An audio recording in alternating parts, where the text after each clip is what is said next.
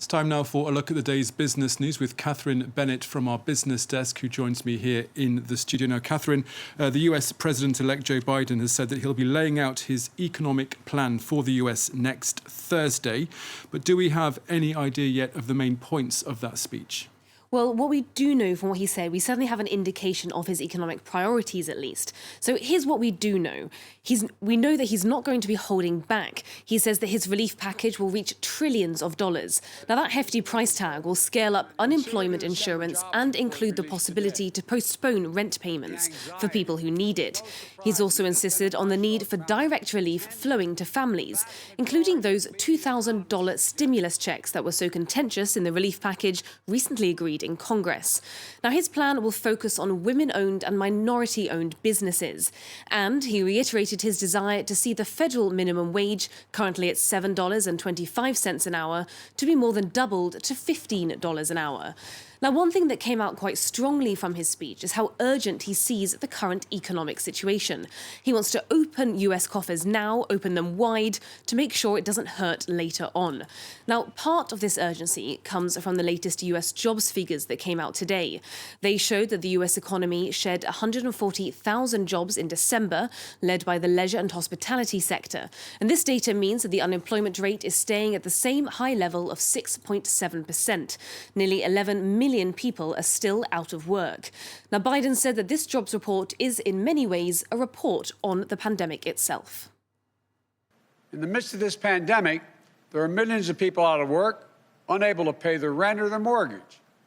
They're waiting in line for hours to get food from a food bank. The bottom line is the job report shows we need to provide more immediate relief for working families and businesses now.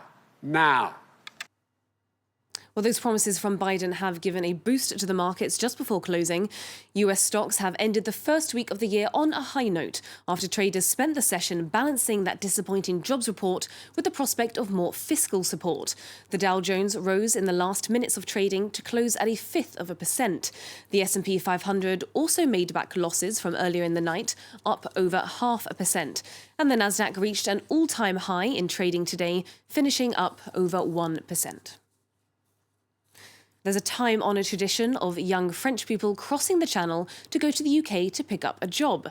Working in a pub or being an au pair for a few months or even a year is a way to get some money and learn English while they're doing it. But Brexit could spell the end of odd jobs like that. Monty Francis and our colleagues from France 2 have more.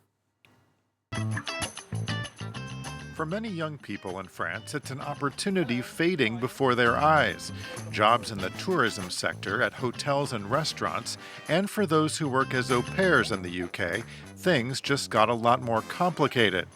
In the heart of London, in an upscale restaurant, this bartender is from Nantes.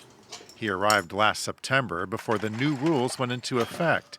In just 2 weeks, he found a job in spite of the pandemic. Londres, c'est la capitale mondiale du cocktail. C'était à la fois pour améliorer mon anglais, mais aussi pour apprendre des meilleurs. To get the same job after Brexit, he would have to get a visa. It requires a fee of €700 and a 2-month wait without any guarantees. Nothing like when he arrived not that long ago. Ça s'est fait très vite. Sur 3 semaines, j'ai décidé de partir. S'il avait fallu avoir un visa, je pense pas que j'aurais eu le temps, ni l'envie, ni la motivation. The UK work permit is now under a point system like in Australia. 70 points are needed.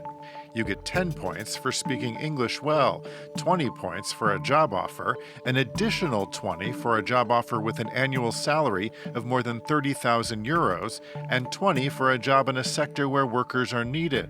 A number of employers are hoping for an exemption from the point system for the next few months, so the job market will have a chance to recover. Hundreds of British businesses have suspended exports to the EU as they trip over the fine print in the Brexit deal. Boris Johnson's tariff-free trade deal does not extend to food and clothing products that do not qualify as made in Britain, it seems, and they could be hit by extra tariffs. Earlier this week, we saw images of empty shelves in branches of the British supermarket Marks & Spencer in Paris, as the company struggled to wade through the customs paperwork required to get its products over the border. Now, the company has has warned that about a third of the products in its food section could face new import taxes when re-exporting to the EU. And it's not just food stores. The courier service, DPD, has also been affected, suspending all deliveries for the time being while it reviews its operations. So not the most streamlined of trade between the two countries at the moment. Absolutely not. And one of my favourite shops in Paris, Marks and Spencer, where I go for Isn't all it my sad? favourite English goods. But Catherine Bennett with the latest business news. Thank you very much. Well, that brings another 30 minutes of our programme to a close. But do stay with us here on France 24. There's more world news coming up for you after the break.